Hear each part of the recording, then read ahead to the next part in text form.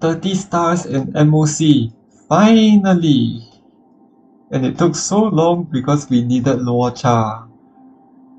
So I will make a spreadsheet showing the teams I've used for each of the levels, as well as the tier lists and the podium, just like the last spreadsheet.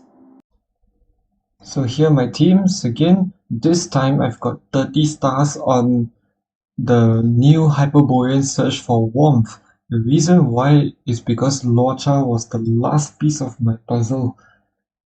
So he effectively replaced Pela in most situations, and Luocha started becoming part of the team in 9 and 10. So those were the major breakpoints for me. I felt that 07 and 08 were as easy. 06 was a deer, but I managed to do a speed run from 1 to 6. So check that out in my videos. I did a full speed run, 47 minutes.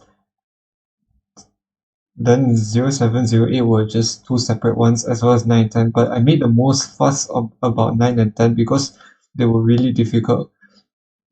And Luocha really helped me solve the puzzles and all. So Luocha was really the last piece of the puzzle. So these were the teams that I used.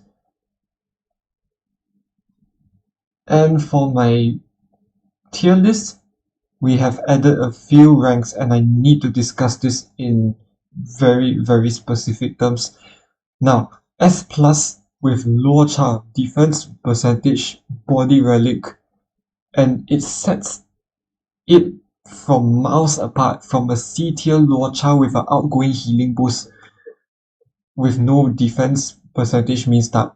And I need to tell you that Luocha is as frail and even more frail than Tingyun by default.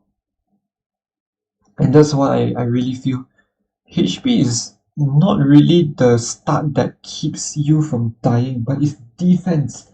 Defense actually scales higher in this game for some reason, and that's why defense is more valuable than HP, in my honest opinion. And that's why Luocha in C tier is with these relics, Luocha in S tier is with this relic. So it sets it miles apart, as it's a different dimension.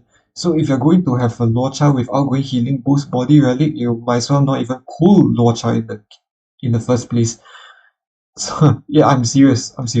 I've tested this out and it has not worked for me. So you should not be using this tool.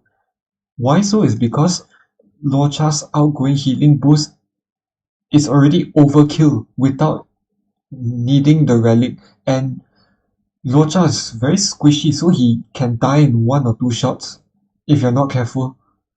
So that's the problem. And you know, abundance characters have 100 base taunt value, so take that into consideration before you even make your builds. Right, that's what I wanted to stress. And now, from Tingyun being just a flat S tier, gone all the way to S plus tier, and now with the superimposition 5 does like Kun, whoa, she's doing wonders. Holy shit, everyone is moving up the ranks on the turn ladder. It's so noticeable with a 5-star does. It's amazing. I can see the difference, I can feel the difference in my own good hands. Oh, that was good. And my Tingyun is at 157 speed, but 154 speed you can work a lot of wonders. It's amazing. Tingyun is amazing. If I can have 2 Tingyuns, I would have done that a long time ago. But unfortunately, the game does not allow you to have 2 Tingyuns. So sad. Yukong just came out today, and I haven't tested her out yet, so I will be putting her in the tier list when I have leveled her up, but not yet because I need to focus on Luocha first. As usual, Silverwolf still is flat A tier in my opinion. She doesn't help you with the defensive pillars in the teams. I feel that defensive pillars are still the thing that drives your team. So if you don't even have the defensive pillars, you're pretty much stuck in where you are. It's very difficult to continue.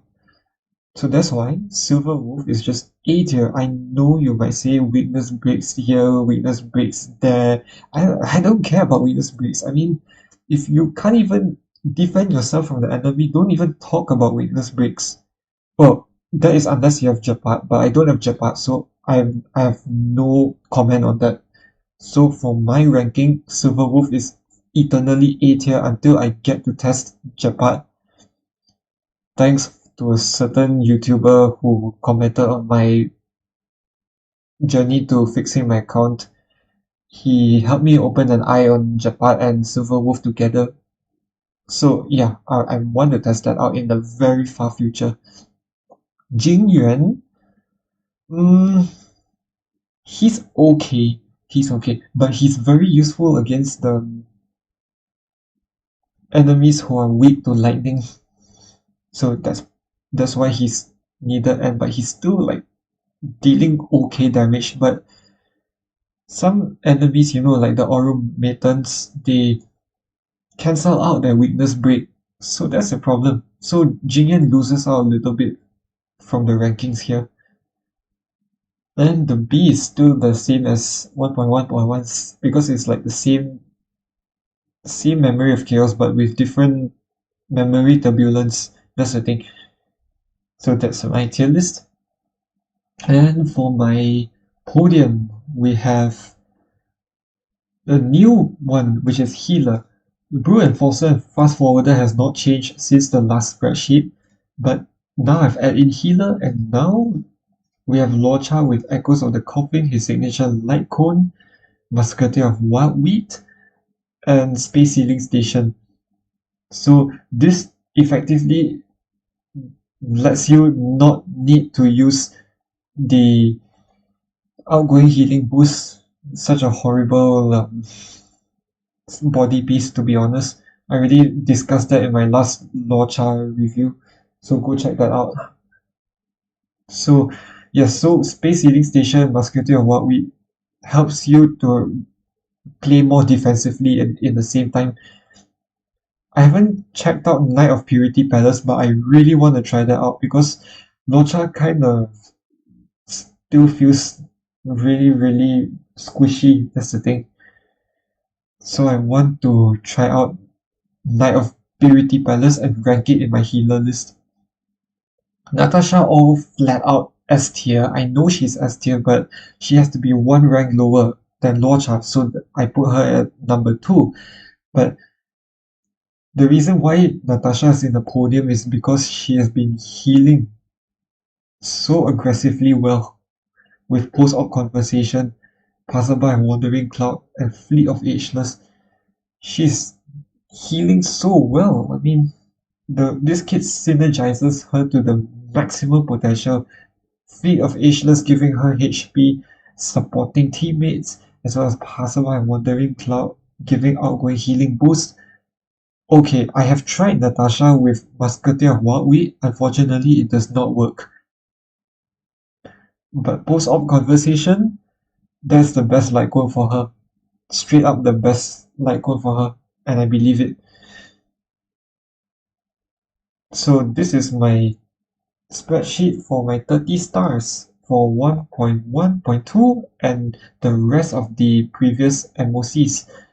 And my progress wise, I'm really, really happy with my progress. I'm going to continue working like this for now. Cheers!